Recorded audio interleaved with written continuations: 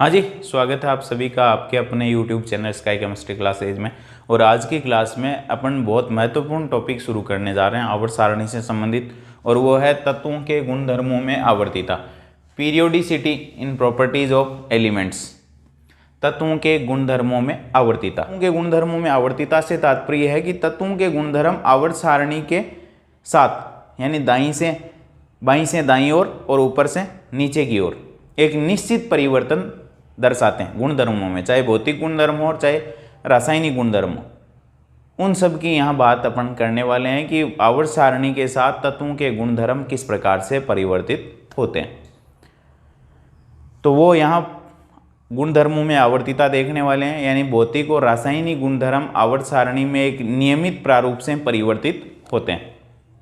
गलनांक हो, क्वथनांक हो, या अपना आयनन एंथैल्पी हो, या इलेक्ट्रॉन लब्धि एंथैल्पी, या परमाणु त्रिज्या हो, या विद्युत ऋणता हो, ये सब जो है वो एक नियमित प्रारूप में परिवर्तित होते हैं। उसका कारण क्या है उसको सब यहाँ जानने वाले हैं अपन यहाँ, और क्यों परिवर्तित होते हैं, कैसे परिवर्तित होते हैं, और कौन कौन से कारक हैं जो आवर्तिता को प्रभावित करते हैं, यानी एक नियमित परिवर्तन को प्रभावित करने वाले वो कारक कौन कौन से हैं। तो पीरियोडिसिटी इन प्रॉपर्टीज़ की बात करने वाले हैं पूरा। और यदि आपने अभी तक चैनल सब्सक्राइब नहीं किया तो सब्सक्राइब कर लें, बेल आइकन को प्रेस कर लें, ताकि वीडियो अपलोड होते ही आपको नोटिफिकेशन मिल जाए, क्योंकि इस चैनल पर आपको बहुत कुछ मिलने वाला केमिस्ट्री के अंदर। तो शुरू करते हैं। तत्वों के गुणधर्मों में आवर्तिता, periodicity in properties of elements. आवर्त सारणी के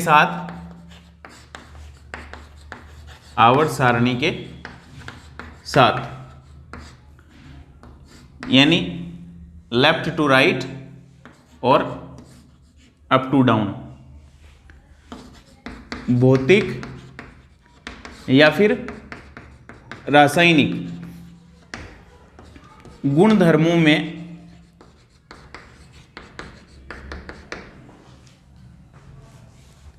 परिवर्तन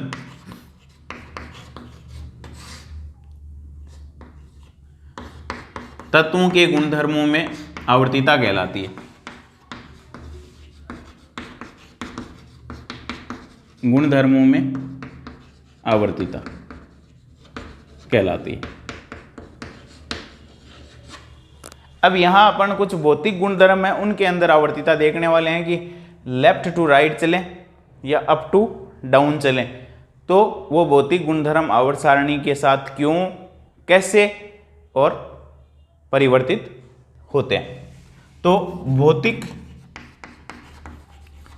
गुणधर्मों में आवर्तिता, इसकी बात करने वाले हैं।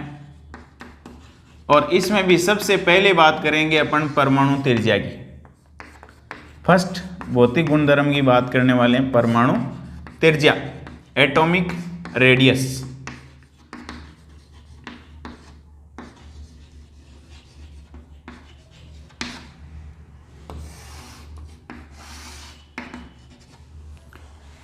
अब किसी परमाणु की त्रिज्या को स्पष्टतः निर्धारित नहीं कर सकते, क्योंकि अपन नाभिक के चारों ओर ये बताते हैं कि ये एक ऐसा क्षेत्र है जिसमें इलेक्ट्रॉन पाए जाने की प्रायिकता मैक्सिमम है।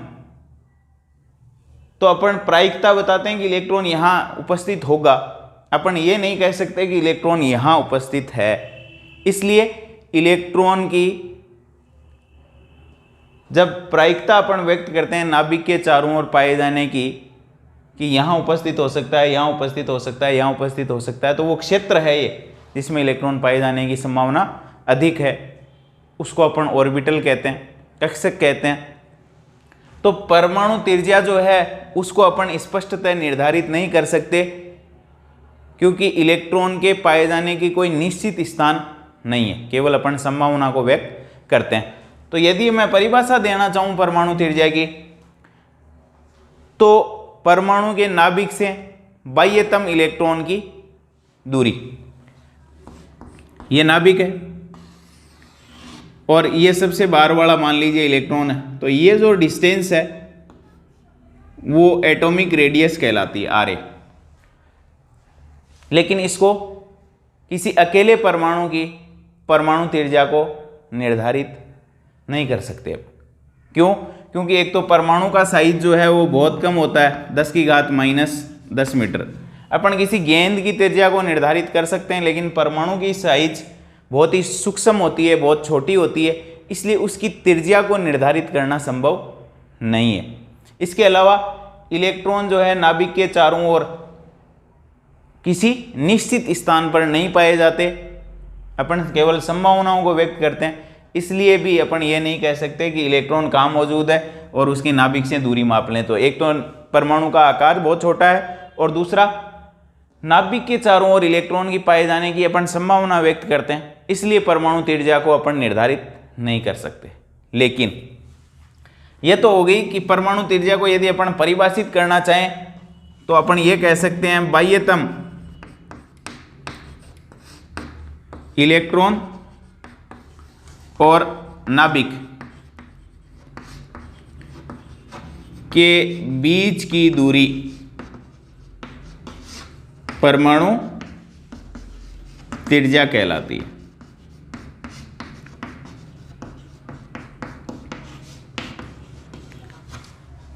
हालांकि परमाणु त्रिज्या केवल नाम ही है, बाकी इसको कैलकुलेट करना पॉसिबल नहीं है, परमाणु के छोटे आकार के कारण और इलेक्ट्रॉन का कोई निश्चित स्थान नहीं होने के कारण।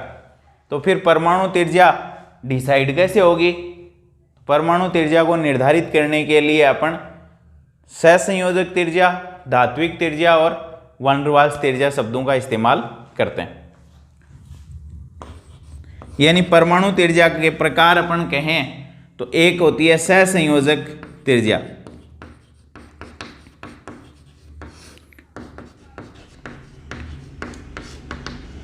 सहसंयोजक त्रिज्या, कोवेलेंट रेडियस।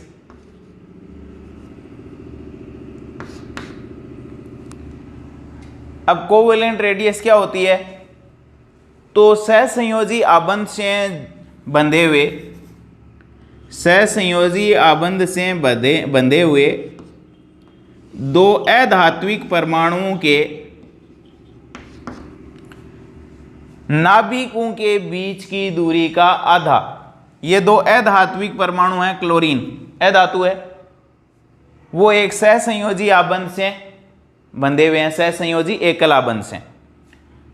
सहसंयोजी एकल आबंध से बंधे हुए दो अधातु परमाणुओं के नाभिकों के बीच की दूरी का आधा। इसका नाभिक ये हो गया और इसका नाभिक ये होगा। इसके नाभिक जो हैं, यानी इसको अपन अंतर्नाभिकीय दूरी कहेंगे, इस दूरी का आधा क्या कहलाता है? एटॉमिक रेडियस कहलाती है, सहसंयोजक त्रिज्या कहलाती है, कोवेलेंट रेडियस कहलाती है। ये जो डिस्टेंस आप देख रहे हो यहां से लेकर के यहां तक की, वो होती है 198 पिकोमीटर। तो एक क्लोरीन परमाणु की त्रिज्या यानी सहसंयोजक त्रिज्या हो जाएगी 99 पिकोमीटर, 99 पिकोमीटर। तो मैं सहसंयोजक त्रिज्या के लिए क्या कहूंगा? सहसंयोजक त्रिज्या के लिए यह कहूंगा कि सहसंयोजी जिसमें इलेक्ट्रॉनों का साझा होता है वो बंध जो है वो सहसंयोजी बंध कहलाता है। जब दो परमाणु है तो एक इलेक्ट्रॉन इस परमाणु का एक दूसरे का, सहसंयोजी एकल आबंध, एकल आबंध से जुड़े हुए दो अधातु या अधात्विक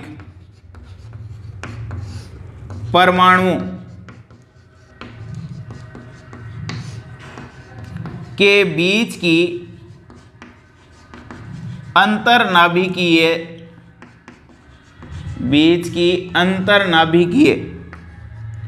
दूरी का आधा सहसंयोजक त्रिज्या कोवेलेंट रेडियस कहलाती है। ये हो गई डेफिनेशन कि सहसंयोजी एकल आबंध से जुड़े हुए, ये सहसंयोजी एकल आबंध से जुड़े हुए दो अधातु परमाणुओं के बीच की अंतर्नाभिकीय दूरी, यानी दोनों नाभिकों के बीच की दूरी का आधा, और दोनों नाभिकों के बीच की दूरी 198 पिकोमीटर है, इसका आधा 99 पिकोमीटर क्या कहलाएगी? सहसंयोजी त्रिज्या। यानी अपन परमाणु त्रिज्या के स्थान पर सहसंयोजी त्रिज्या, धात्विक त्रिज्या या फिर वान डेर वाल्स त्रिज्या का इस्तेमाल करेंगे शब्दों का। फिर सेकंड देखते हैं अपन, इसके बाद सहसंयोजक त्रिज्या के बाद, कोवेलेंट रेडियस के बाद सेकंड देखते हैं कौन सी, धात्विक त्रिज्या। धात्विक त्रिज्या यानी मेटेलिक रेडियस। मेटेलिक रेडियस तो किसी धात्विक क्रिस्टल जालक में दो निकटवर्ती धातु परमाणु के बीच की अंतर्नाभिकीय दूरी का आधा। किसी धात्विक क्रिस्टल जालक में उपस्थित, जालक में यानी धातु के परमाणु जो हैं वो पास पास में मौजूद होंगे, तो किसी धात्विक क्रिस्टल जालक में उपस्थित दो निकटवर्ती धातु परमाणु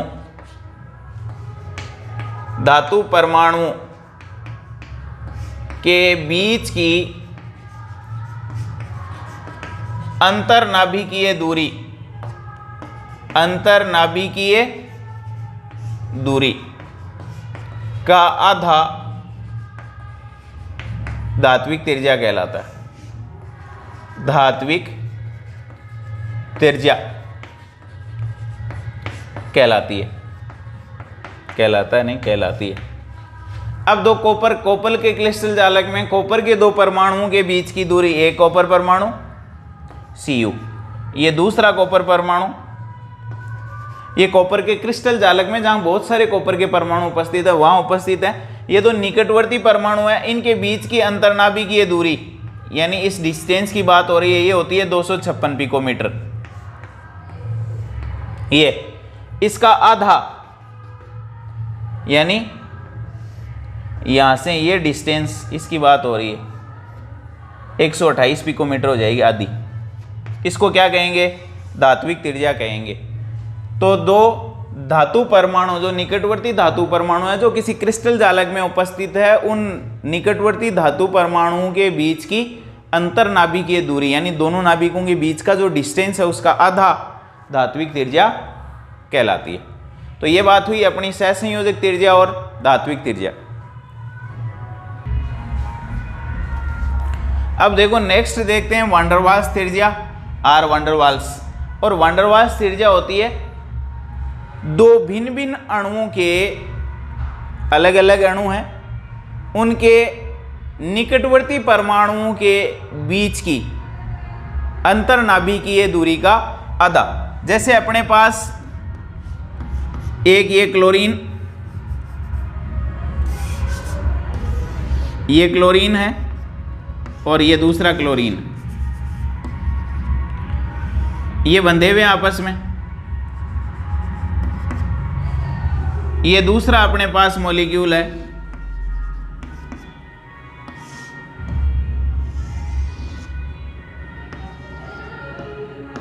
क्लोरीन का। ये क्लोरीन का एक अणु, ये क्लोरीन का दूसरा अणु। दो अलग अलग अणुओं के जो निकटवर्ती परमाणु हैं उनके बीच की अंतर्नाभिकीय दूरी का आधा। ये एक अणु है, ये दूसरा अणु है।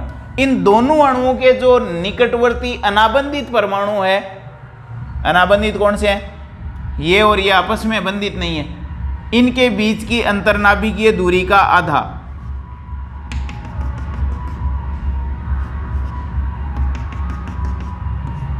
ये कहलाती है आर वान डेर वाल्स। इतनी कौन सी वाली, ये वाली डिस्टेंस, ये अंतर्नाभिकीय दूरी हो गई या अनाबंधित परमाणु है, इनके बीच की दूरी का आधा, अंतर्नाभिकीय दूरी का आधा क्या कहलाती है, वान डेर वाल्स त्रिज्या। और वान डेर वाल्स त्रिज्या का शब्द का इस्तेमाल जो है अपन जो है किसके लिए करते हैं, अपन उत्कृष्ट गैसों के परमाणुओं के लिए करते हैं, क्योंकि वो परमाणु आपस में आबंधित नहीं होते हैं। वहाँ अपन जो है परमाणु त्रिज्या के स्थान पर वान डेर वाल्स त्रिज्या का इस्तेमाल करते हैं। जैसे हीलियम का एक परमाणु, हीलियम का दूसरा परमाणु, इन दोनों परमाणुओं के बीच की जो अंतर्नाभिकीय दूरी है उसका आधा क्या हो जाएगा, वान डेर वाल्स त्रिज्या हो जाएगा। इसको क्या कहेंगे, वान डेर वाल्स त्रिज्या, आर वान डेर वाल्स।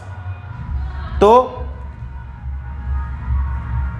दो अनाबंधित परमाणुओं के बीच की अंतर्नाभिकीय दूरी, तो मैं परिभाषा क्या दूंगा, दो भिन्न भिन्न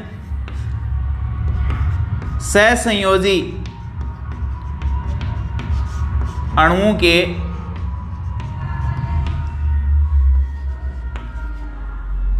निकटवर्ती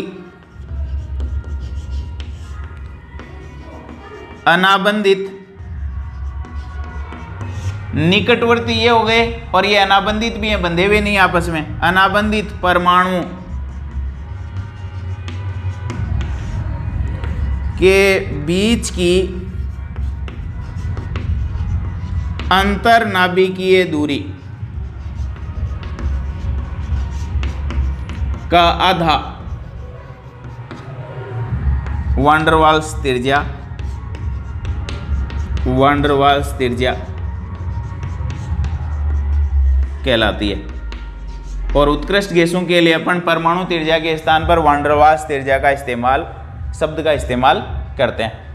तो जो सहसंयोजी अणु, ये भी सहसंयोजी अणु है, ये भी सहसंयोजी अणु है, के निकटवर्ती, ये निकटवर्ती है, अनाबंधित भी है, परमाणुओं के अंतर्नाभिकीय दूरी का आधा, ये सहसंयोजी अणु है, ये सहसंयोजी अणु है, इसके दो निकटवर्ती ये परमाणु है जो अनाबंधित हैं, उनके बीच की अंतर्नाभिकीय दूरी का आधा वान डेर वाल्स त्रिज्या, वान डेर वाल्स रेडियस कहलाती है। और ये उत्कृष्ट गैसों के लिए अपन काम में लेते हैं। अब देखो एटॉमिक रेडियस यानी परमाणु त्रिज्या को प्रभावित कौन कौन से वो कारक हैं जो प्रभावित करते हैं, बढ़ा देते हैं या घटा देते हैं। तो परमाणु त्रिज्या को प्रभावित करने वाला पहला कारक है प्रभावी नाभिकीय आवेश, इफेक्टिव न्यूक्लियर चार्ज, प्रभावी नाभिकीय आवेश, और ये इसको कहते हैं Z इफेक्टिव, और ये प्रभावी होता है E पर यानी इलेक्ट्रॉन पे। तो उसकी बात करने वाले हैं प्रभावी नाभिकीय आवेश। अब प्रभावी नाभिकीय आवेश यानी नाभिक का आकर्षण बल, और नाभिक का आकर्षण बल जैसे जैसे बढ़ेगा तो इलेक्ट्रॉनों को ये अपनी तरफ खींचेगा, क्योंकि नाभिकीय आवेश धनावेश और इलेक्ट्रॉनों पर ऋणावेश। यदि नाभिकीय आवेश बढ़ेगा तो इलेक्ट्रॉनों पर आकर्षण बढ़ता चला जाएगा और इलेक्ट्रॉन नाभिक की तरफ खींचते चले जाएंगे, और जब नाभिक की तरफ खींचते चले जाएंगे तो एटॉमिक रेडियस, परमाणु साइज, परमाणु आकार घटता है। यानी मैं ये कह दूं कि ये प्रभावी नाभिकीय आवेश इस इलेक्ट्रॉन पर कार्य करता है, तो यदि ये बढ़ेगा पॉजिटिव चार्ज तो इन इलेक्ट्रॉनों को ये ज़्यादा आकर्षित करेगा, तो परमाणु की साइज क्या होगी, यदि मैं प्लस से +2 कर दूं तो साइज घट जाएगी, +2 से मैं +3 कर दूं तो साइज और कम हो जाएगी, क्योंकि नाभिकीय आवेश जैसे जैसे बढ़ेगा आकर्षण इलेक्ट्रॉनों पर बढ़ता चला जाएगा और साइज कम होती चली जाएगी। यानी मैं यूं कह सकता हूं कि प्रभावी नाभिकीय आवेश बढ़ने के साथ, प्रभावी नाभिकीय आवेश बढ़ने के साथ परमाणु त्रिज्या घटती है, यानी एक दूसरे के इन्वर्सली प्रोपोर्शनल होती है। यानी Z इफेक्टिव बढ़ने के साथ एटॉमिक रेडियस क्या होगी, एटॉमिक रेडियस घटती है। तो ये तो बात हो गई प्रभावी नाभिकीय आवेश की। उसके बाद सेकंड अपन बात कर लेते हैं कोषों की संख्या, कोषों की संख्या, नंबर ऑफ सेल्स। और n की वैल्यू जैसे जैसे बढ़ेगी, n की वैल्यू बढ़ने के साथ साथ क्या होगा, नाभिकीय आवेश कम होता चला जाएगा। यानी ये पहला कोष पॉजिटिव चार्ज, ये पहला कोष n बराबर 1, दूसरा कोष n बराबर 2, तीसरा कोष n बराबर 3। इस तरीके से जैसे जैसे कोषों की संख्या बढ़ती चली जाएगी, इलेक्ट्रॉन जो है यानी बाह्यतम इलेक्ट्रॉन जो है वो नाभिक से दूर होता चला जाएगा। और नाभिक और बाह्यतम इलेक्ट्रॉन के बीच की दूरी क्या कहलाती है? एटॉमिक रेडियस यानी परमाणु त्रिज्या कहलाती है। तो बाहर वाले इलेक्ट्रॉन की नाभिक से दूरी बढ़ जाती है, क्या बढ़ने के साथ? कोषों की संख्या, ये पहला कोष, फिर दूसरा, तीसरा, जैसे जैसे अपन कोषों की संख्या बढ़ा रहे हैं वैसे वैसे बाह्यतम इलेक्ट्रॉन क्या हो रहा है? नाभिक से दूर होता चला जा रहा है। और नाभिक से जैसे जैसे बाह्यतम इलेक्ट्रॉन दूर होता चला जाएगा, परमाणु त्रिज्या बढ़ती चली जाएगी। तो मैं यूं कह सकता हूं कोषों की संख्या नंबर ऑफ सेल्स बढ़ने के साथ एटॉमिक रेडियस बढ़ती है, यानी परमाणु त्रिज्या के क्या होती है? कोषों की संख्या समानुपाती होती है। परमाणु त्रिज्या कोषों की संख्या के समानुपाती होती है। उसके बाद थर्ड है बंधु की संख्या या सहसंयोजी बंधु की संख्या। सहसंयोजक बंधु की संख्या। और सहसंयोजी बंधु की संख्या यदि दो परमाणुओं के बीच में बढ़ेगी तो आकर्षण बल परमाणुओं के बीच में बढ़ेगा, और आकर्षण बल यदि बढ़ेगा तो परमाणु त्रिज्या घटेगी। तो बंधु की संख्या बढ़ने के साथ परमाणु त्रिज्या घटती है। तो ये हो जाएगा व्युत्क्रमानुपाती। यानी मैं यूं कहूं कार्बन कार्बन एकल बंध 154 picometer, carbon double bond carbon 134 picometer, और carbon triple bond carbon 120 picometer. ऐसा यहां त्रिबंध है 120 पिकोमीटर है बंध लंबाई, 134 है, 154 है, और बंध लंबाई का आधा ही दो परमाणु के बीच की अंतर्नाभिकीय दूरी का आधा ही परमाणु त्रिज्या होती है। तो बंधु की संख्या जैसे जैसे बढ़ रही है परमाणु त्रिज्या क्या हो रही है? घट रही है। तो परमाणु त्रिज्या बंधु की संख्या के व्युत्क्रमानुपाती होती है। अब देखो फोर्थ है परिरक्षण प्रभाव या आवरण प्रभाव। बढ़ने के साथ परमाणु त्रिज्या पर क्या इफेक्ट होता है? तो परिरक्षण प्रभाव या आवरण प्रभाव होता है आंतरिक इलेक्ट्रॉनों द्वारा बाह्यतम इलेक्ट्रॉनों को नाभिक के आकर्षण बल से बचा लेने की परिघटना। रजुआ बदमाश लड़का है, रजुआ बदमाश लड़का है, आवारा टाइप का है, उसका फादर सेना में है, रजुआ बाहर से घूम फिर के आवारागर्दी करके घर लौटता है। तो सैनिक के ये बात, उसके पिता के ये बात जचती नहीं है, तो वो क्या करता है? क्योंकि सैनिक तो नियमों के पालन करता होते हैं, और सैनिक के वो बात जब जचती नहीं आवारागर्दी वाली, तो वो उस आवारागर्दी यानी बाहर वाला जो इलेक्ट्रॉन है उस पर क्या करते हैं? दो चार जमाने की कोशिश करते हैं रजुआ के।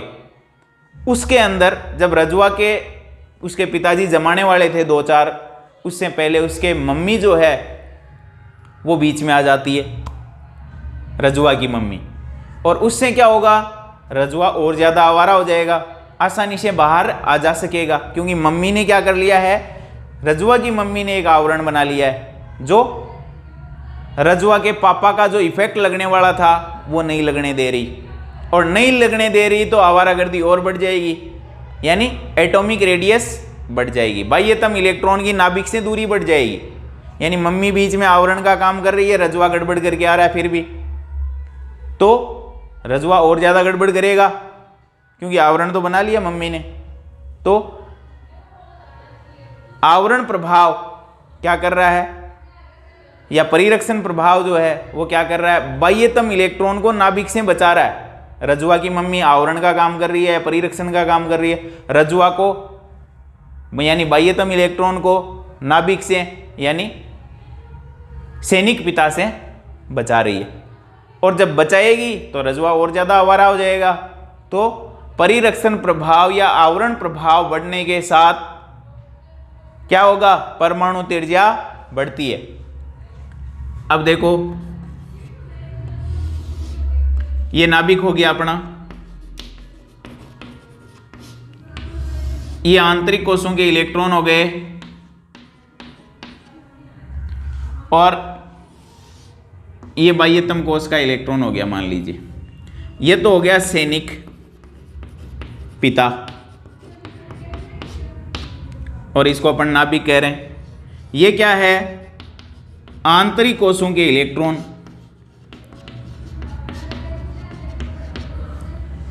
और इनको कह रहे हैं रज्वा की मम्मी,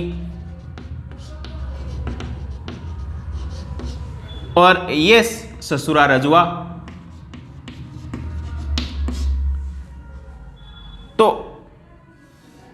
नाभिक का इस पे क्या लग रहा है? आकर्षण।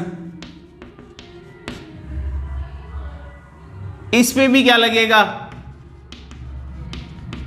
आकर्षण।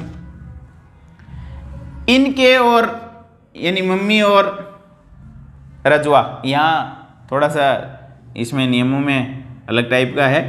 इलेक्ट्रॉनों के बीच में यहां रज्वा और यहां मम्मी के बीच में भी थोड़ा सा प्रतिकर्षण है, क्योंकि इलेक्ट्रॉन क्या करते हैं? एक दूसरे को प्रतिकर्षित करते हैं। तो नाभिक और बाह्यतम इलेक्ट्रॉन के बीच में, यानी रज्वा और इसके पिता के बीच में, सैनिक पिता के बीच में कौन आ जाता है? आंतरिक कोश के इलेक्ट्रॉन आ जाते हैं। वो क्या करते हैं? इस नाभिक के आवेश को इस पर लगने नहीं दे रहे। ये मम्मी क्या कर रही है? बीच में रज्वा आवारा है, ससुरा, तो उस पर वो आकर्षण बल क्या करने नहीं दे रही। दो चार जो लगने वाले थे वो रज्वा पर नहीं लग पा रहे हैं, बीच में आवरण का काम कर रही है। कौन?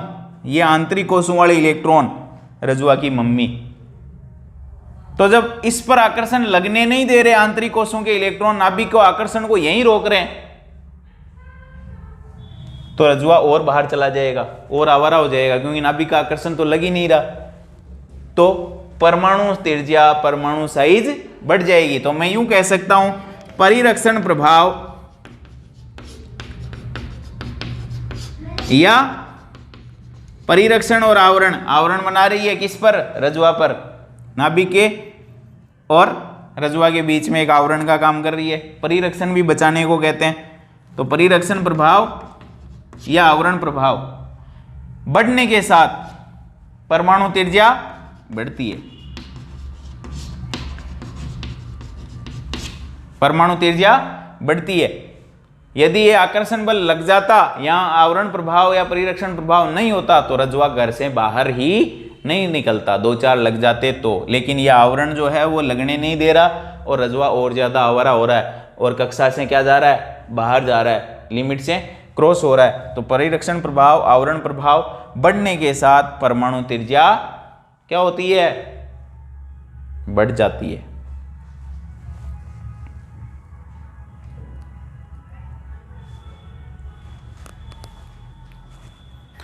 अब देखो परमाणु त्रिज्या में पीरियोडिसिटी यानी आवर्त सारणी के साथ परमाणु त्रिज्या में क्या परिवर्तन होता है, देखते हैं। यानी lithium, beryllium, boron, carbon, nitrogen, oxygen, fluorine, ये बाईं से दाईं ओर चलने पर परमाणु त्रिज्या पर क्या इफेक्ट होता है? परमाणु त्रिज्या पर क्या इफेक्ट होता है? Sodium, magnesium, aluminium, silicon, phosphorus, sulphur और क्लोरीन, इधर से इधर जाने पर परमाणु त्रिज्या पर क्या इफेक्ट होता है? ये बाईं से दाईं ओर है, ये भी बाईं से दाईं ओर है, आवर्त सारणी में बाईं से दाईं ओर जा रहे हैं, और इधर जाने पर परमाणु त्रिज्या घटती है, एटॉमिक रेडियस घटती है। क्यों घटती है?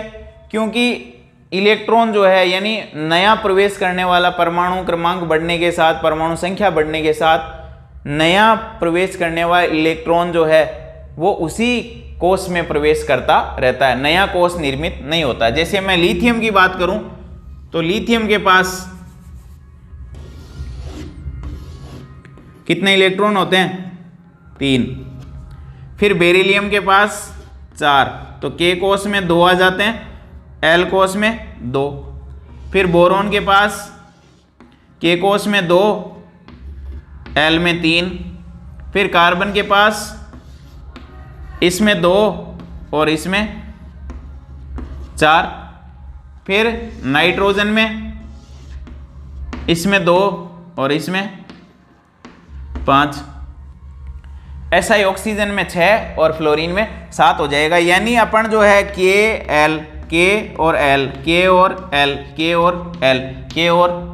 2 ही कोषों का इस्तेमाल कर रहे हैं। यानी परमाणु क्रमांक तो बढ़ रहा है किसका, लिथियम से beryllium, boron, carbon, nitrogen, oxygen, परमाणु क्रमांक बढ़ रहा है। लेकिन परमाणु क्रमांक बढ़ने के साथ इलेक्ट्रॉन भी बढ़ रहे हैं और प्रोटॉन भी बढ़ रहे हैं, यानी नाभिकीय आवेश भी बढ़ रहा है। लेकिन नाभिक से इलेक्ट्रॉनों की दूरी नहीं बढ़ रही है, सब दूसरी कक्षा में इलेक्ट्रॉन बढ़ते चले जा रहे हैं। तो नाभिक का आकर्षण बल परमाणु क्रमांक बढ़ने के साथ बढ़ता चला जाता है, लेकिन इलेक्ट्रॉनों की नाभिक से दूरी नहीं बढ़ रही है, इलेक्ट्रॉन दूर नहीं जा रहे हैं, नाभिक के पास उसी कक्षा कोष के अंदर या कक्षा में प्रवेश करते जा रहे हैं। तो नाभिक का आकर्षण जो है वो परमाणु क्रमांक बढ़ने के साथ बढ़ता चला जाता है, और जैसे जैसे बढ़ता चला जाएगा वैसे वैसे आकार क्या होता चला जाएगा, कम होता चला जाएगा। तो लिथियम का आकार यदि ये है तो बेरिलियम का उससे कम, बोरोन का उससे कम, कार्बन का उससे कम, नाइट्रोजन का उससे कम, ऑक्सीजन का उससे कम, फ्लोरीन का उससे कम। परमाणु साइज या परमाणु आकार या परमाणु त्रिज्या कम होती चली जाती है। क्यों? क्योंकि परमाणु क्रमांक बढ़ने के साथ नाभिकीय आवेश बढ़ रहा है, इलेक्ट्रॉन भी बढ़ रहे हैं, लेकिन इलेक्ट्रॉनों की नाभिक से दूरी नहीं बढ़ती है, क्योंकि इलेक्ट्रॉन उसी कोष में प्रवेश करते चले जाते हैं। परिणाम स्वरूप नाभिक का आकर्षण इलेक्ट्रॉनों पर बढ़ता चला जाता है और परमाणु साइज या परमाणु आकार घटता है। तो बाईं से दाईं ओर चलने पर परमाणु त्रिज्या घटती है, परमाणु त्रिज्या में कमी आती है। बाईं से दाईं ओर चलने पर परमाणु त्रिज्या में कमी आती है, क्योंकि कोषों की संख्या में परिवर्तन नहीं होता है, कोष स्थिर बने रहते हैं। नाभिकीय आवेश बढ़ता है, इलेक्ट्रॉनों पर आकर्षण बढ़ता है, परमाणु साइज घटती है। फिर अपन दूसरी बात कर लेते हैं, ये तो है आवर्त में आवर्तिता, आवर्त के साथ परमाणु त्रिज्या में परिवर्तन, आवर्त में आवर्तिता कहते हैं इसको। पीरियोडिसिटी विद पीरियड, आवर्त में आवर्तिता यानी बाईं से दाईं ओर चलने पर किस प्रकार परिवर्तन दर्शाती है। फिर सेकंड है अपना वर्ग में आवर्तिता, वर्ग में आवर्तिता यानी वर्ग के साथ जो है वो परमाणु त्रिज्या में किस प्रकार का परिवर्तन होता है। वर्ग में जैसे ये ले लिया अपन ने, वर्ग में अप टू डाउन चलने पर, एक और ले लेते हैं फ्लोरीन, क्लोरीन, ब्रोमीन, आयोडीन और एस्टेटीन। परमाणु त्रिज्या बढ़ती है, ये तो बात हुई सीधी सी। परमाणु साइज बढ़ती है, परमाणु त्रिज्या बढ़ती है। क्यों बढ़ती है? क्योंकि अब की बार कोषों की संख्या भी बढ़ जाती है। दूसरे कोष में अंतिम इलेक्ट्रॉन प्रवेश करता है, फिर तीसरे में, चौथे में, पांचवें में, छठे में, सातवें में, इस तरीके से। और जैसे जैसे कोषों की संख्या बढ़ती है, अंतिम इलेक्ट्रॉन की या बाह्यतम इलेक्ट्रॉन की नाभिक से आपको पता है दूरी बढ़ जाती है, और दूरी बढ़ने के साथ नाभिक का आकर्षण बल क्या हो जाता है, नाभिक का आकर्षण बल जो पास लगता है उतना दूर वाले पे नहीं लगेगा, और दूर वाले पर उतना आकर्षण बल नहीं लगेगा, तो साइज क्या होगी, परमाणु साइज घट जाएगी। यानी लिथियम जो है उसका साइज ये है, सोडियम का ये हो जाएगा, पोटेशियम का ये, रुबिडियम का ये, सीजियम का ये, और फ्रांसियम ये हो जाएगा। हालांकि फ्रांसियम रेडियो एक्टिव है, तो परमाणु साइज बढ़ती चली जाएगी। क्यों बढ़ती चली जाएगी? लिथियम के अंदर देखो, के कोष में 2 इलेक्ट्रॉन, एल में 1, सोडियम में के में 2, एल में 8 और एम में 1, 2 8 1, 3 कोष हो गए। तो ये नाभिक से इस इलेक्ट्रॉन की दूरी बढ़ गई। फिर पोटेशियम में 2 8 8 1, कोष कितने हो गए, 4। तो इलेक्ट्रॉन चौथे कोष में प्रवेश करता है, तो नाभिक से इसकी और दूरी बढ़ गई, और नाभिक से जैसे जैसे दूरी बढ़ती है नाभिक का आकर्षण कम होता चला जाता है, और नाभिक का आकर्षण कम होगा, आकर्षण कम लगेगा इलेक्ट्रॉन पर, तो परमाणु साइज बढ़ती चली जाएगी। तो वर्ग में अप टू डाउन परमाणु त्रिज्या बढ़ती है, क्योंकि कोषों की संख्या बढ़ती है और नाभिकीय आवेश घटता है। तो परमाणु त्रिज्या बढ़ती है क्योंकि कोषों की संख्या बढ़ती है और प्रभावी नाभिकीय आवेश घटता है। प्रभावी नाभिकीय आवेश दूरी बढ़ने के साथ कम होता चला जाता है। तो ये परमाणु त्रिज्या में आवर्तिता, आवर्त में आवर्तिता और वर्ग में आवर्तिता, दो टाइप की। तो ये अपना पूरा था परमाणु त्रिज्या के बारे में पूरा खुलासा।